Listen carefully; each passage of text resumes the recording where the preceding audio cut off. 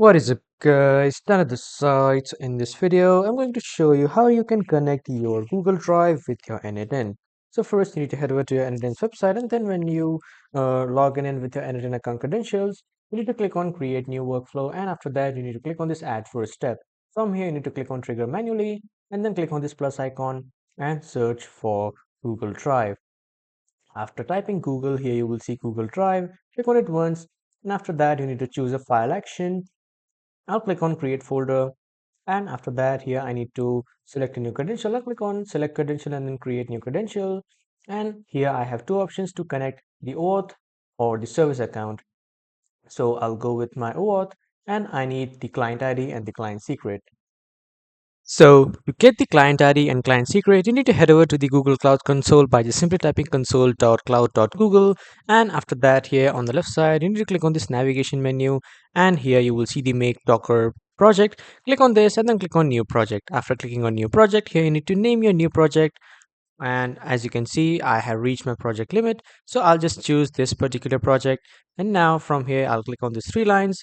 But you need to first create a new project, and then you need to click on these three lines. You need to head over to the APIs and services.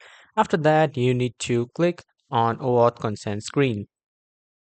After heading over to the OAuth consent screen, you will see the button to get started. Click on that get started button. I currently don't have it because I have already created a API key.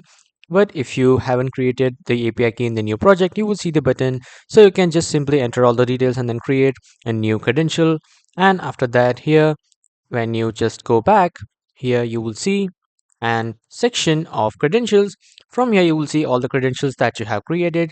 As you can see, the latest credential I have created is this one.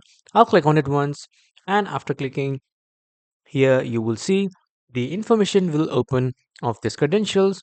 Now to get the client ID, I'll just simply copy this, and after copying this I'll get my client ID and the client secret. I'll click on it once to just copy my client secret. So this is how you can get your client ID and client secret.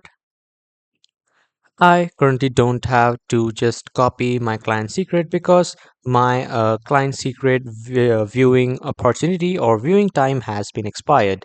So I can't just simply copy the client secret whole. So you can just copy the client ID and client secret by your own, and then you need to head over to n8n, click on client ID and paste the client ID, click on client secret and paste the client secret. And after that, when you're done, click on save to save the details. That was all for this video, everyone. Thank you for watching.